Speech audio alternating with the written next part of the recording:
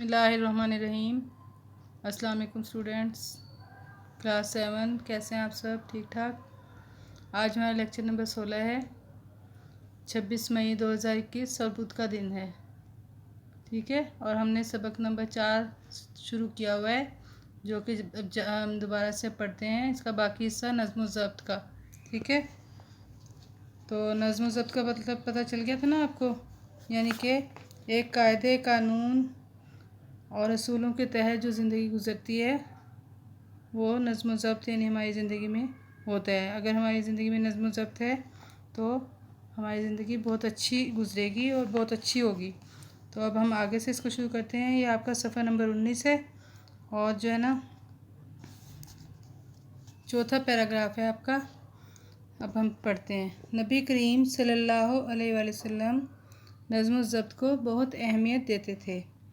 आप सल्लल्लाहु अलैहि वसल्लम जब नमाज के लिए खड़े होते तो सबसे पहले सफ़ें सीधी करवाते। सफ़ यानी जिस पर खड़े होकर नमाजी नमाज पढ़ते हैं। आप सल्लम फरमाते, सफ़ें सीधी करो, सफ़ें टेढ़ी मत बनाओ, वरना अल्लाह ताला तुम्हारे दिलों को टेढ़ा कर देगा। यह आपको तस्वीर में नज़र भी आ रहा है ना, नमाजी नमाज पढ़ रहे हैं। वो तालिब इल्म जिसकी ज़िंदगी में नज़्म ज़ब्त की कार फरमाई होगी, यानी वो उस पर अमल करेगा, उस पर काम करेगा, वो हर रोज़ एक ख़ास तरतीब से सारे काम करेगा। इसके सुबह जागने, नमाज़ पढ़ने, वर्जिश करने, नाश्ता करने, स्कूल जाने, वापस आने, आराम करने, खेलने और काम करने के औकात यानी वक्त जो है मुकर्रर होंगे। नज़्म ज़ब्त की वजह से उसे इम्तिहान में कोई परेशानी नहीं होगी, क्योंकि उसने अपना हर काम वक्त पे किया होगा और अपनी पढ़ाई भी वक्त पे की होगी, तो उसकी तैयारी भी मुकम्मल हो चुकी होगी और पेपर में इम्तिहानात में उसको कोई दुश्वारी कोई परेशानी नहीं होगी। इसके बरक्स यानी इसके उल्ट एक ऐसा तालिब इल्म जिसकी ज़िंदगी में नज़्म ज़ब्त नाम की कोई शय ना हो, कोई भी चीज़ ना हो, जिसके जागने, पढ़ने, खेलने, घर का काम करने और टीवी देखने के औकात मुकर्रर ना हो, इम्तिहान के वक्त सख्त परेशान होगा। अब हम पेज नंबर 20 पढ़ रहे हैं, ठीक है। तो ऐसे दोनों तालिब इल्म में आपने देखा ना कितना फ़र्क है। जो पढ़ता है और जो वक्त पे काम करता है, जो नज़्म ज़ब्त का पाबंद होता है वो हमेशा कामयाब होगा, और जो यानी कोई इसके कब की पाबंदी नहीं करता, नज़्म ज़ब्त के मुताबिक नहीं चलता, अपनी रूटीन नहीं बनाता, तो उसको इम्तिहानात में भी दुश्वारी होगी और वो हो सकता है नाकाम भी हो जाए, कामयाब ना हो, ठीक है। यहाँ हम खेल के मैदान की मिसाल भी पेश कर सकते हैं।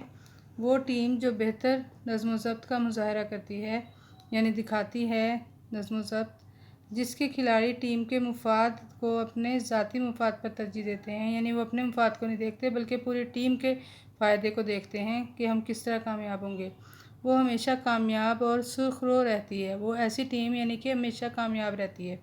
इसके बरअक्स नज़्म ज़ब्त से महरूम यानी खाली टीम के मुकद्दर में शिकस्त लिख दी जाती है। यानी कि अगर एक ऐसी टीम है जिसमें नज़्म ज़ब्त है ही नहीं और ना कोई इन्होंने यानी सोचा है कि किस तरह काम करना है, किस तरह हमने खेलना है, तो वो जो है ना हार जाएंगे, वो जीतना उनके मुकद्दर में नहीं होगा, ठीक है। बदकिस्मती से हमारे यहाँ बाज़ औक़ात बदनज़मी के मनाजिर देखने को मिलते हैं, यानी जो है ना नज़्म ज़ब्त नहीं पाया जाता और ऐसी जो है ना चीज़ें हमें नज़र आती हैं। ऐसा करने वाले अपने लिए भी मुश्किलात पैदा करते हैं और दूसरों को भी मुसीबत में डाल देते हैं, यानी दूसरों को भी उनकी वजह से परेशानी उठानी पड़ती है। मिसाल के तौर पर लोग बस स्टॉप पर या रेलवे स्टेशन पर खड़े बस या गाड़ी का इंतज़ार कर रहे होते हैं। जो ही बस या रेलगाड़ी आती है, हर कोई इसमें दाखिल होने की कोशिश करता है। हर कोई गाड़ी में सबसे पहले सवार होना चाहता है। बहस व तकरार होती है, यानी लड़ाई झगड़ा होता है। धक्कम पेल होती है, धक्के यानी देते हैं एक दूसरे को रश की वजह से। अगर ये लोग आपस में उलझने की बजाय नज़्म ज़ब्त से काम लेकर कितार बना लेते हैं, यानी एक लाइन बना लेते हैं, तो कितनी आसानी होती है। यानी मतलब चढ़ना तो सब ने है ना बस में या ट्रेन में, तो अगर वो तरतीब से खड़े हो जाएं और लाइन बना लें, कितार बना लें, तो आसानी होगी। यानी एक दूसरे को धक्के दे रहे हैं, लड़ाई झगड़ा कर रहे हैं, तो कितनी बुरी बात है ये। तो नज़्म ज़ब्त जो है ना हमारे हर शोबे में ज़िंदगी के बहुत ज़रूरी है, चाहे वो छोटे लेवल का हो या बड़े लेवल का हो। दुनिया के अजीम लोगों की ज़िंदगी का जायज़ा अगर हम लें تو ہمیں معلوم ہوگا کہ ان عظیم ہستیوں نے نظم و ضبط کو سختی سے اپنائے رکھا، یعنی کہ انہوں نے نظم و ضبط کی پابندی کی ہے۔ نظم و ضبط کی اس پابندی کے باعث یعنی اس وجہ سے انہیں کامیابیاں ملی۔ ہمارے عظیم قائد محمد علی جناح کی زندگی نظم و ترتیب کی بہترین مثال ہے۔ آپ نے اپنے ایک فرمان میں یعنی اپنے ایک ارشاد میں بتایا، اتحاد اور ایمان کے ساتھ جس تیسری بات پر جو زور دیا ہے وہ یہی نظم و ضبط ہے۔ ہمیں قائد اعظم کے اس فرمان پر دل و جان سے عمل کرنا چاہیے۔ اگر ہم اتحاد، ایمان اور نظم و ضبط کو اپنا رہنما بنا لیں تو آج بھی ہم اپنا کھویا ہوا وقار اور عزت پا سکتے ہیں۔ وقار بھی عزت کو ہی کہتے ہیں، ٹھیک ہے؟ یاد رکھیے، اگر ہم خود کو کامیاب انسان دیکھنا چاہتے ہیں اور اپنے پیارے وطن پاکستان کو ترقی کے راستے پر گامزن دیکھنے کی خواہش رکھتے ہیں، یعنی کہ ہمارا جو پیارا وطن ہے ترقی کے راستے پر چلے، یہی ظاہر ہے ہماری خواہش ہے، تو ہمیں ہر حال میں قانون کی عملداری کو یقینی بنانا ہوگا، یعنی عمل کرنا ہوگا اس پہ۔ عملداری یعنی عمل کرنا ہوگا اس پہ، جو بھی قانون ہے، جو بھی اصول ہے، جو بھی قاعدہ ہے، اس پر ہمیں عمل کرنا ہوگا۔ اگر ہم عمل کریں گے تو ہم خود بھی اور ہماری قوم، ہمارا ملک بھی ترقی کرے گا۔ ہمیں قانون کی پاسداری کرنی ہوگی، یعنی حمایت کرنی ہوگی، طرفداری کرنی ہوگی، اس کا لحاظ رکھنا ہوگا۔ ہمیں زندگی کے ہر مرحلے پر نظم و ضبط کا ثبوت دینا ہوگا، ٹھیک ہے نا؟ وہی قومیں یعنی کامیاب ہوتی ہیں جو نظم و ضبط کی پابند ہوتی ہیں۔ تو آپ بھی یعنی اس آپ نے پڑھا ہے، اب آپ نے اس سے کیا سیکھا ہے کہ آپ جو اگر اپنی زندگی میں بد نظمی اگر ہے کچھ تھوڑی، تو اس کو بھی ختم کریں اور اپنا یعنی ایک روٹین بنائیں، اپنے روزمرہ زندگی میں اپنے نظم و ضبط لے کر آئیں، تاکہ آپ کامیاب ہو اور ہم اپنے ملک و قوم کے لیے بھی کچھ کر سکیں، آگے بڑھیں، ٹھیک ہے؟ چلیں جی، آپ نے اس کو اچھے طریقے سے مزید پڑھنا ہے، اور پھر اب اس کے الفاظ میں نے دیکھیے جو میں نے بتائے ہیں آپ نے وہ بھی لکھنے ہیں، اور جو آپ کی بک کے بیک پر بھی جو دیے ہوتے ہیں اس میں بھی کافی زیادہ یعنی یہ نظم و ضبط کے ہر چیپٹر کے شامل ہوتے ہیں۔ اب ذرا ہم ان کو پڑھ لیتے ہیں، اور یہ آپ نے اپنی کاپیز میں لکھنے ہیں۔ انتشار، بکھر جانا، بے ترتیبی، پاسداری، لحاظ کرنا، تغیر و تبدل، حالت کا تبدیل ہونا یا تبدیلی، حسن ترتیب، عمدہ ترتیب، حشرات الارض، چھوٹے چھوٹے کیڑے جو زمین پر رینگتے ہیں، دھکم پیل، ایک دوسرے کو دھکیلنا یعنی دھکا دینا، رہنما، راستہ دکھانے والا، عملداری، حکومت کرنا، کار فرمائی، عمل کرنا، گامزن ہونا، چلنا، مشکوک، جس کا یقین نہ ہو یعنی جس پر شک ہو، مفاد، فائدہ، وقار، عزت، قدر، ٹھیک ہے؟ یہ میننگ آپ نے اپنی کاپی میں لازمی لکھنے ہیں اور ان کو یاد بھی کر لینے ہیں۔ اب سوال نمبر 8 آپ دیکھیں۔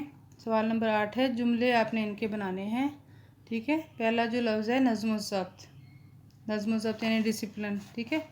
کیا جملہ بن سکتا ہے اس کا؟ نظم و ضبط سے کام لے کر ہم بہت سی مصیبت اور مشکلات سے بچ سکتے ہیں، اور آپ اپنے پاس سے بھی بنا سکتے ہیں، مطلب لازمی نہیں ہے کہ آپ نے یہی، ضروری نہیں ہے کہ آپ نے یہی والا جملہ بنانا ہے، یہ تاکہ آپ کو آئیڈیا ہو جائے اس لیے میں نے آپ کو بتایا ہے۔ نظام کائنات، نظام کائنات کس نے بنایا؟